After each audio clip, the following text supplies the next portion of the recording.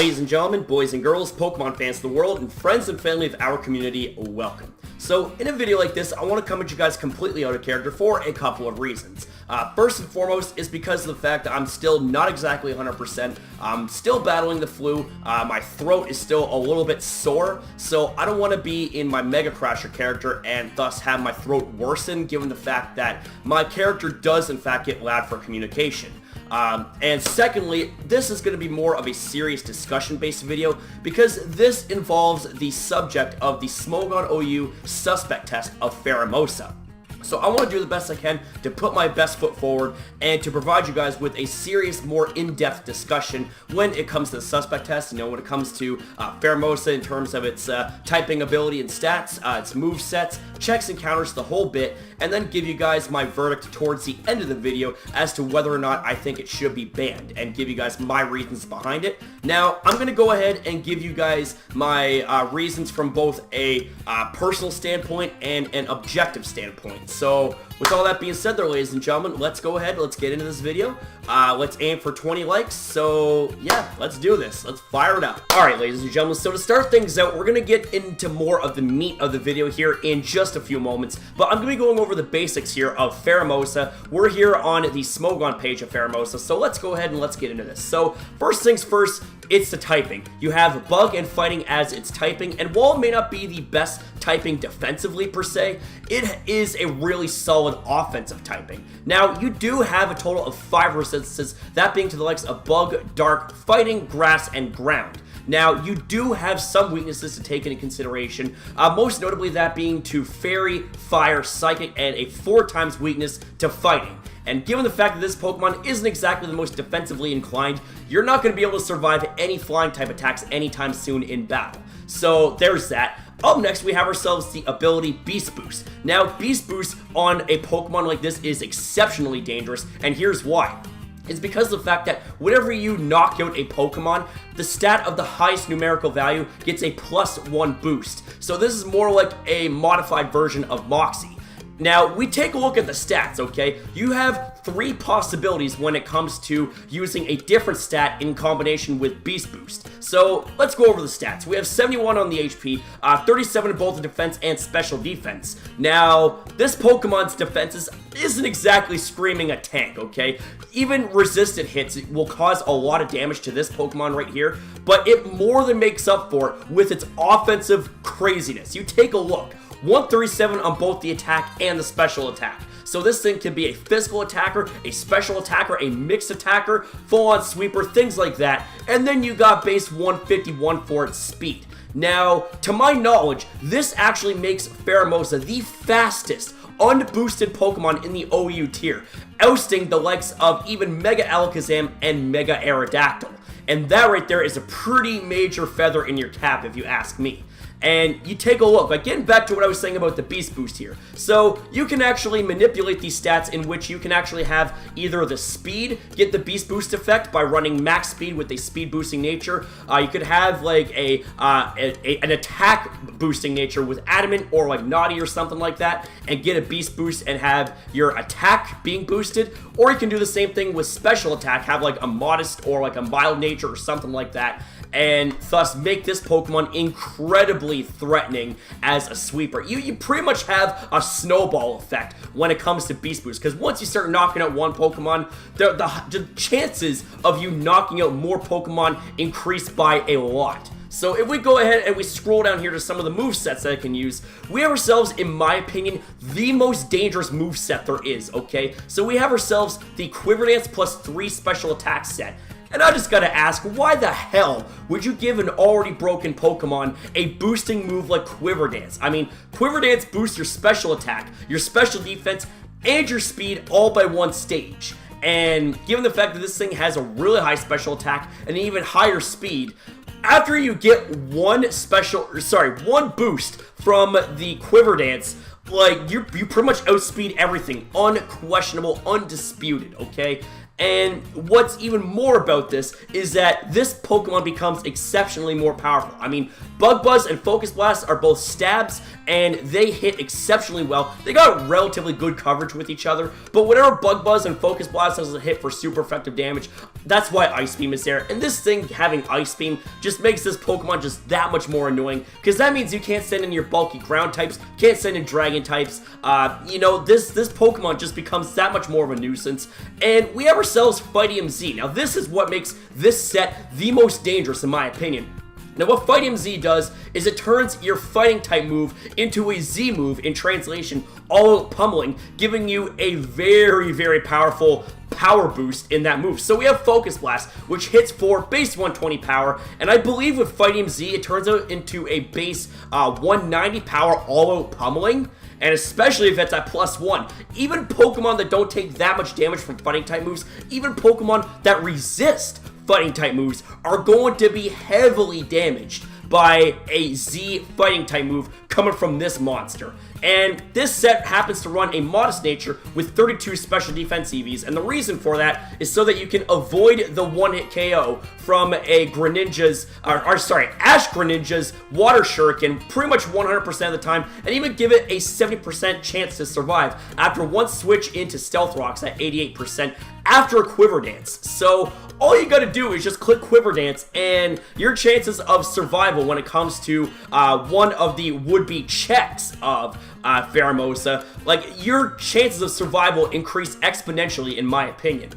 Now, this right here is just one of many sets. If we go ahead and we scroll down here, okay, we have ourselves another very dangerous and very versatile set coming in the form of an all-out attacking set using both your attack and your special attack. Now, this is going to be more of a physically based mixed attacker because we have high jump kick in combination with the likes of U-turn, you got Ice Beam for your special coverage, and you got Poison Jab for your fairies, okay? Now, Poison Jab on this thing in combination with Ice Beam, U-turn, high jump kick, good God, okay? Like, there's like very few Pokemon that right off the bat can resist that kind of coverage effectively, okay? Like, Doublade is one of them, but the thing of it is that there are Pokemon that can easily counter the likes of Doublade. I mean, all this thing has to do is just click U-turn out if it's not in a favorable position, which is another reason why this Pokemon is so bloody annoying, is because of its blistering speed, being able to U-turn out of a really bad situation. And you could have your check or counter to that counter for Pheromosa come in and be completely dominant in that battle, okay? Like, that's just ridiculously crazy. You got Life Orb, and Life Orb fits together with Pheromosa like a hand on a glove. You know what I'm saying? Because this thing is the definition of a glass cannon, or I should say a glass nuke. And in combination with Life Orb, good God, that's ridiculous. That is so crazy. And not to mention, this thing also has the ability to threaten out a lot of Pokemon, cause a lot of switches, which means that you can actually have access to the likes of Rapid Spin if you really wanted to, and Rapid Spin clears away hazards that were set up on your end by the opponents. So, yeah, like, that right there is also something to keep in mind, too. It also has access to the likes of Taunt to be able to shut down leads, things like that. And given the fact that this thing is base 151 speed, makes it, I believe, the fastest Taunt user there is. I mean, you do have Prankster that can easily overcome the speed, given the fact that Prankster gives priority to non-attacking moves, but that's not the issue right here. This Pokemon, with its blistering speed and really solid stat distribution, makes this Pokemon a truck, okay? It makes it a truck. So if we go ahead and scroll down here, we have ourselves a Choice Scarf set going on here. So this is going to be more of a mixed attacking set, and you don't even need to have all speed investment, okay? Because what this does, okay, check this out, okay? Since Pheromosa is already so fast, an EV spread of 252 attack, 104 special attack, and 152 speed with a naughty nature makes it sufficient to outrun Adamant +2 Landorus. So right off the bat, it's like you can tailor the speed to be able to outrun specific threats, okay? Like, you can switch into a Landorus that sets up a Rock Polish, outspeed it with Choice Scarf Ice Beam, and it's like, okay, where's your Landorus now? It's like, yeah, it's kind of on the gonzo list, isn't there? You know what I'm saying? Let's see what else we got going on. So, you know, high jump kick, U-turn, bug buzz, and ice beam gives a respectable power boost as well.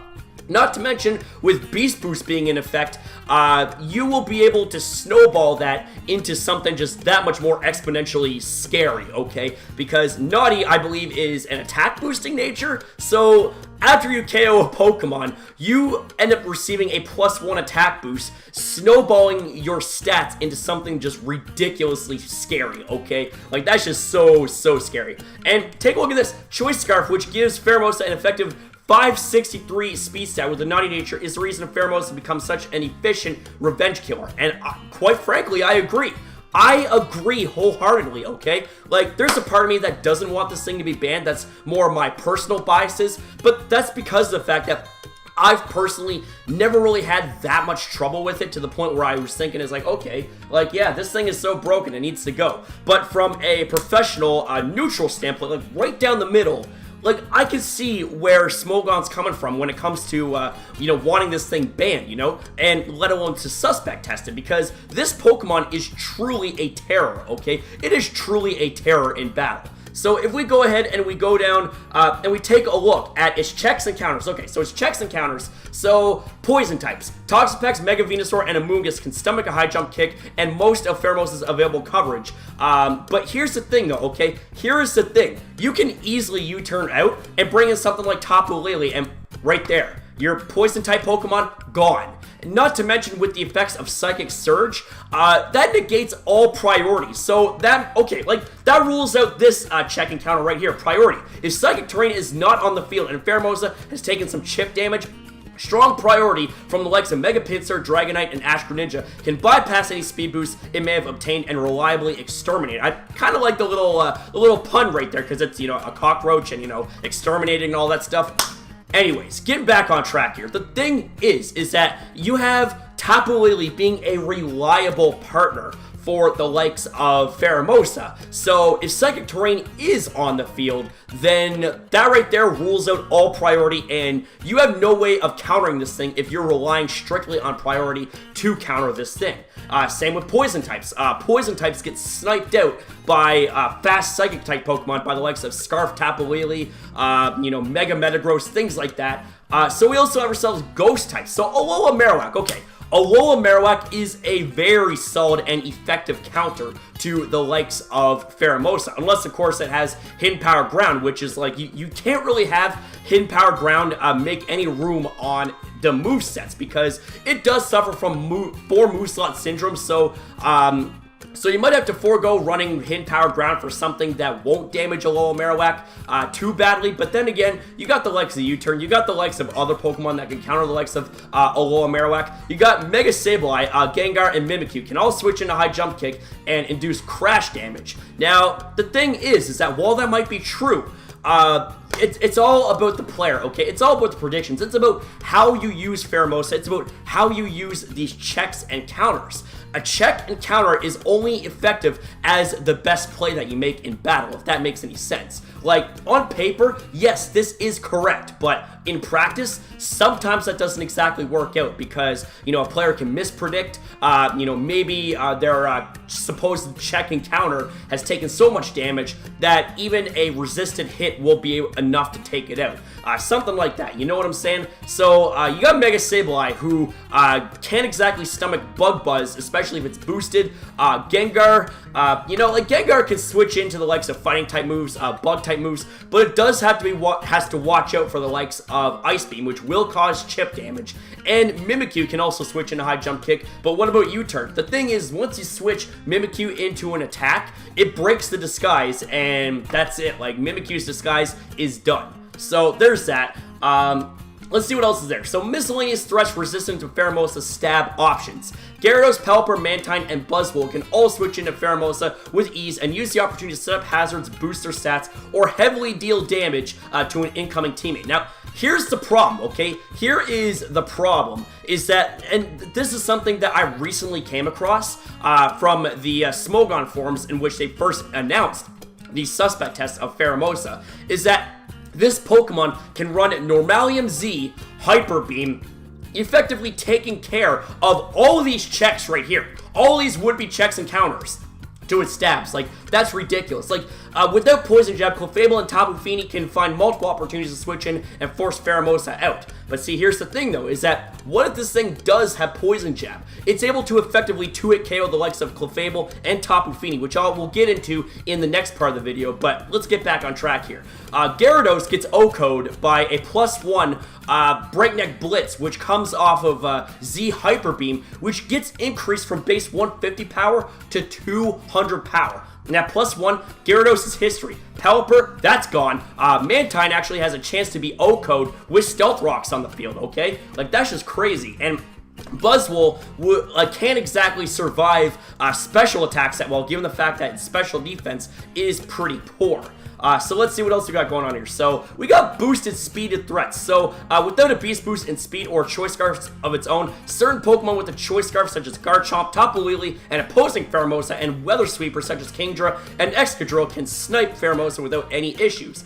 Keep in mind that these threats can no longer revenge kill Pheromosa once it gets a speed boost from beast boost. So the moment that your speed gets boosted up in any way, shape, and form, whether it be through the likes of Beast Boost or Choice Scarf, or, you know, even something like Baton Pass. You Baton Pass, like, say, a +2 speed or something like that. There is no hope in hell of any Pokemon being able to outspeed it regardless of the situation. And if you're thinking about using a priority move, well, what if Psychic Terrain's on the field? Well, there you go. Like, there goes pretty much your only chances in the battle to be able to take this thing out. But, you know, that right there is just some things to keep in mind when it comes to Pheromosa. Now, when it comes to its shortcomings, okay, it's got a very shallow move pool. If we go ahead and we take a look at its move pool right here, like, it has the access to, like, the Blizzard, Bounce, Bug Buzz. Let's see what else we got here. So, Fling.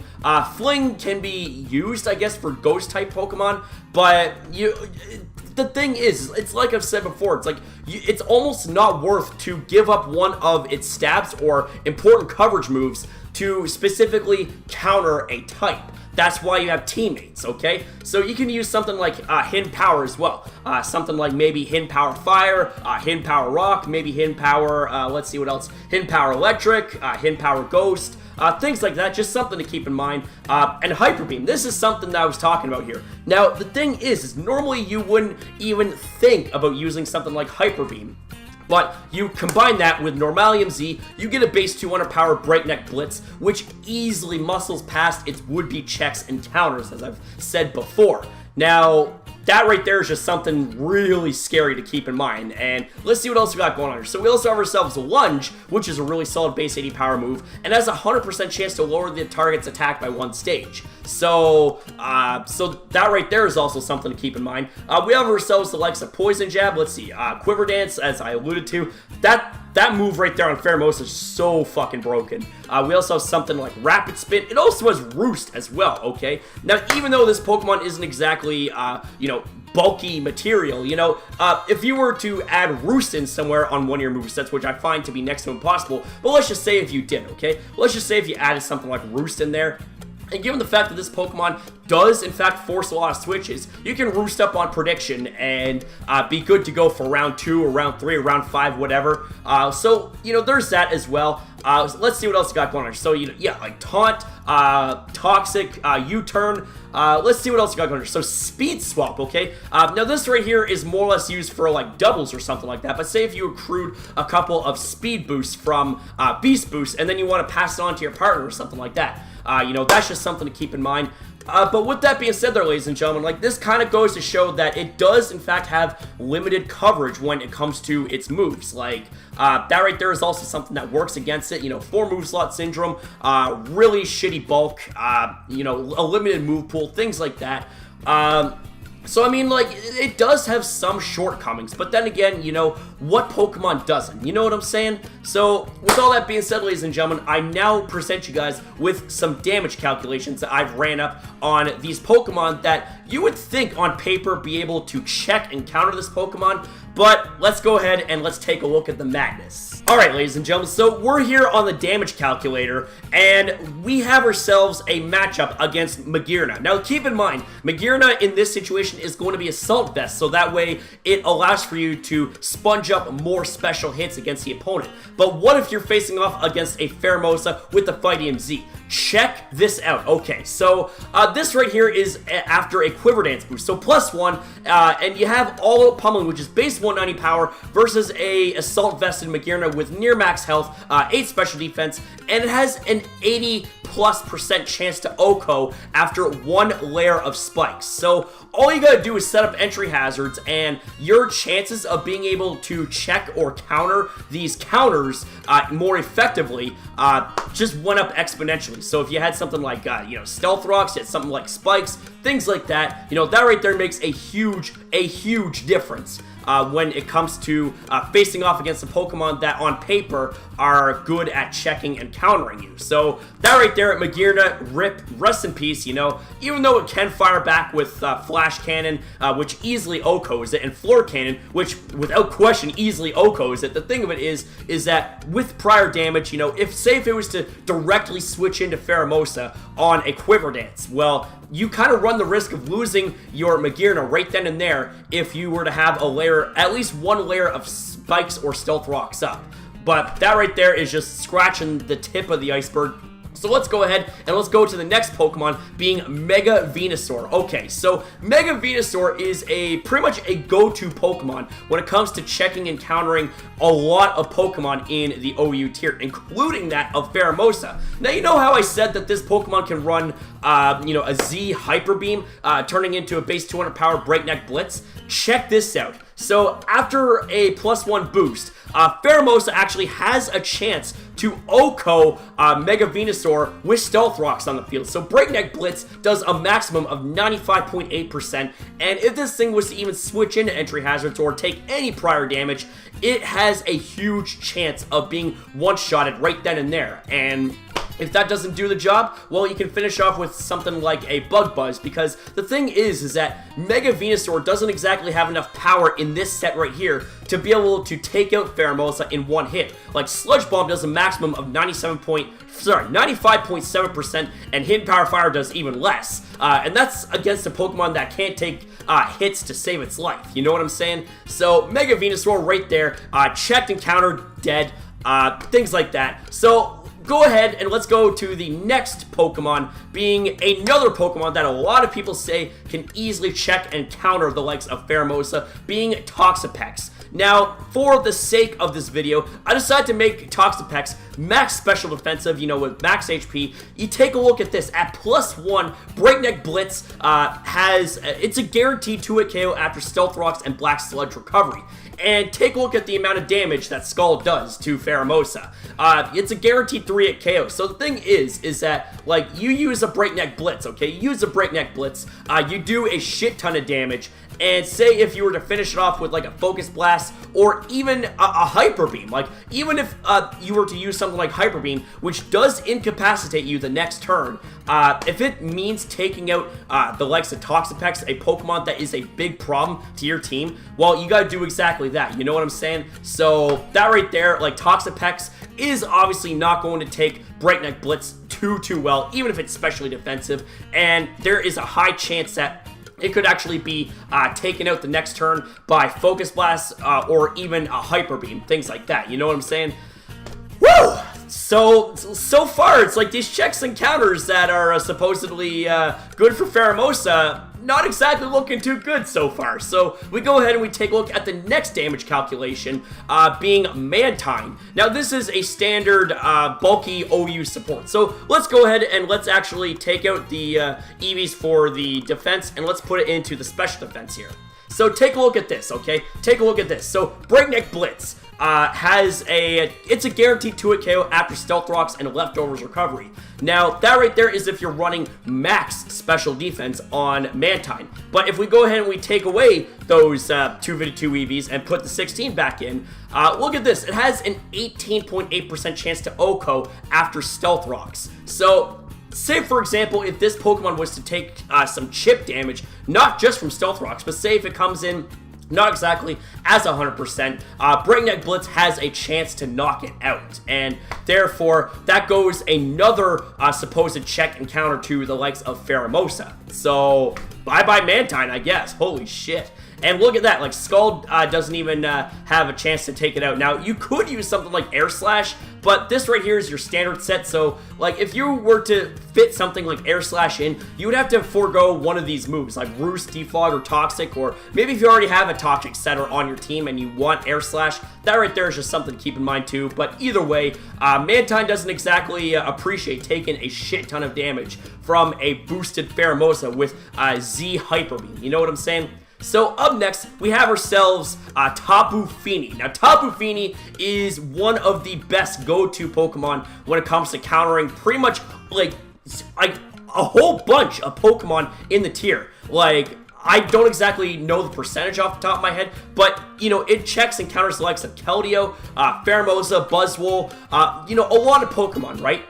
But this Pokemon doesn't exactly fare too well against the likes of Poison Jab Pheromosa. Like, take a look at this. It does a minimum of 51.6%, and it's a 96.1% chance to 2-hit KO after Leftovers recovery. So that right there is pretty damn scary and just something to keep in mind right there. But like that right there is a high percentage to 2-hit KO it. So if you were to switch your Tapu Fini in specifically just to counter Pheromosa and say it predicts that, it could go for a Poison Jab and do a lot of damage and possibly knock you out the next turn with another Poison Jab. So that right there is just also something to keep in mind, you know. And given the fact that Tapu Fini does not have any reliable recovery outside of Leftovers, it's going to get worn down pretty quickly. And then, ladies and gentlemen, we go and we take a look at Celesteela. Now, Celesteela is a Pokemon that by default checks and counters a ton of Pokemon in the OU tier. Like, it is like a go-to Pokemon, okay? But look at this. At +1, all pummeling actually guarantees an OHKO on specially defensive Celesteela after Stealth Rocks. So if you have Stealth Rocks on the field and you set up +1 for Quiver Dance, Celesteela doesn't have a chance to survive whatsoever. You know what I'm saying? Like, that's just ridiculously crazy, man. Holy shit. Like, I'm actually really surprised that Pheromosa can do this kind of damage. Like, but after looking into it, you know, after doing some extensive research, it's like, goddamn, it's like, it's not really surprising as to why a lot of people want to see this thing go.